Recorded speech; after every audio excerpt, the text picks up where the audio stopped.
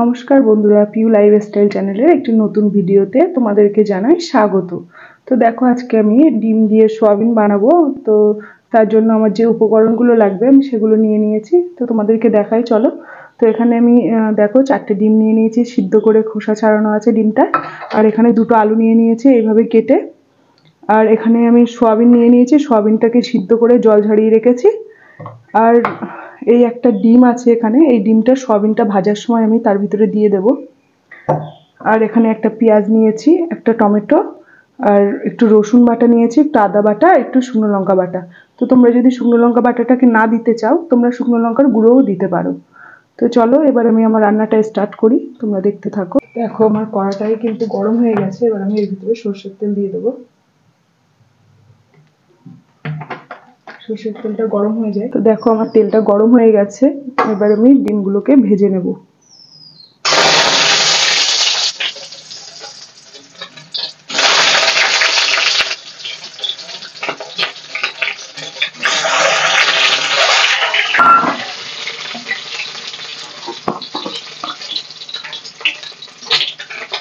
ডিমের মধ্যে আমি অল্প একটু হলুদ দিয়ে দিচ্ছি আর একটু লবণ দিয়ে দেবো। তো দেখো, আমার ডিমটা কিন্তু ভাজা হয়ে গেছে। আমি এবার ডিমটাকে তুলে নেব। এবার দেখো, ওই তেলের মধ্যে আমি এই আলুটাকে দিয়ে দেবো। এবার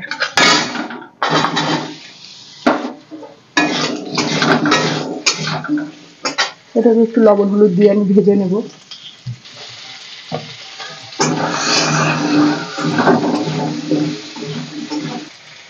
তো দেখো, আমার আলুটা ভাজা হয়ে গেছে। এবার আমি আলুটাকে তুলে নেব।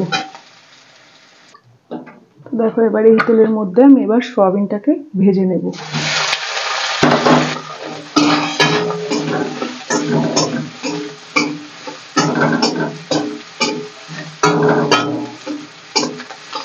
একটু লবণ একটু হলুদ দিয়ে দেবো এর ভিতরে।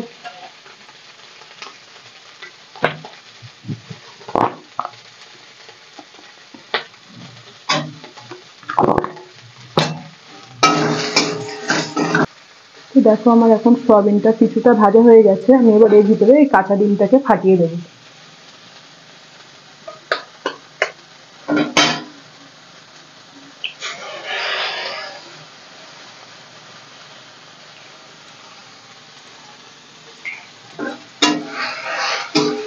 এই পর্যায়ে ডিমটা দিলে না, ডিমটা মানে সোয়াবিনের গায়ে ভালোভাবে লেগে যায়। তো এইভাবে ভেজে, সোয়াবিনের সাথে ডিমটাকে এইভাবে ভেজে নেবে, নিয়ে এভাবে রান্না করবে, দেখবে খেতে খুব ভালো হয় সোয়াবিনটা। তো আমি যে সিদ্ধ ডিমটা দিচ্ছি ওটা না দিলেও হবে, এইভাবেও আলু দিয়ে করা যায়, সেটাও খেতে কিন্তু দারুণ হয়। আমি যে আগে, তো দেখো, আমার ডিম দিয়ে সোয়াবিনটা ভাজা হয়ে গেছে। আমি এবার সোয়াবিনটাকে তুলে নেব। তো দেখো, আমি কড়াইতে তেল দিয়ে দিয়েছিলাম। আর তেলটা গরম হয়ে গেলে আমি এর মধ্যে কেটে রাখা পেঁয়াজটাকে দিয়ে দেবো। তো দেখো, আমার পেঁয়াজটা কিছুটা ভাজা হয়ে গেছে। এবার আমি এর ভিতরে রসুন দিয়ে দেবো।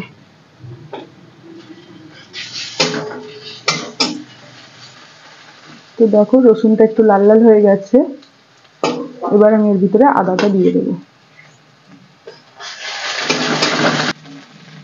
তো দেখো, আমার আদাটাও কিছুটা ভাজা হয়ে গেছে। এবার আমি এর ভিতরে টমেটোটাকে দিয়ে দেবো। একটু লবণ দিয়ে দেবো টমেটোটা সিদ্ধ হওয়ার জন্য। আমার টমেটোটা ভাজা হয়ে গেছে। এবার আমি এর ভিতরে লঙ্কা বাটাটাকে দিয়ে দেবো। তেল ছেড়ে দিয়েছে, মানে মশলাটা কষানো হয়ে গেছে। এবার আমি এর ভিতরে ভেজে রাখা ডিম আর আলুটা দিয়ে দেবো।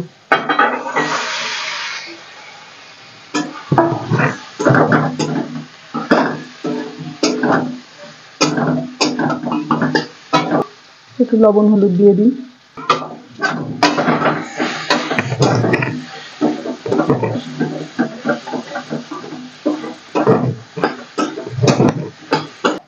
তো দেখো, এই পর্যায়ে আমি এতে একটু মরিচের গুঁড়ো দিয়ে দিচ্ছি।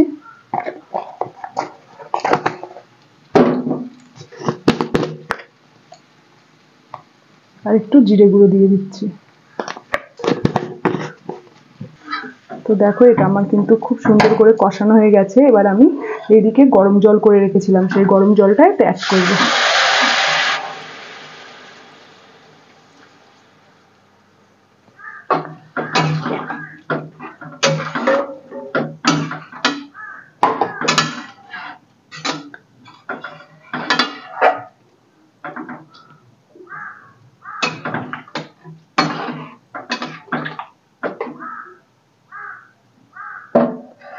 এবার এটা একটু ফুটে যাক।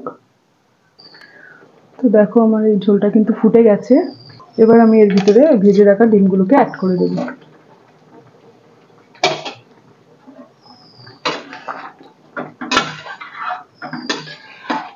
ভেজে রাখা ডিমগুলোকে আমি এর ভিতরে দিয়ে দিয়েছি। এবার আমি এটা ঢাকা দিয়ে কিছু সময় হতে দেবো। ঢাকা দিলে আলুটা একটু তাড়াতাড়ি সিদ্ধ হয়ে যাবে, ওই জন্য আমি এতে ঢাকাটা দিয়ে দেবো। তো চলো তরকারিটা কেমন হলো আমরা দেখে নিই।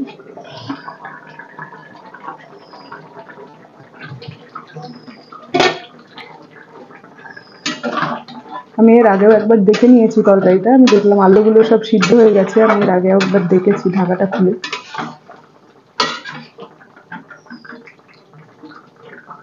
দেখো আমার তরকারিটা কিন্তু প্রায় রেডি হয়ে গেছে। আমি এবার একটু গরম মশলা দিয়ে তরকারিটাকে নামিয়ে দেবো।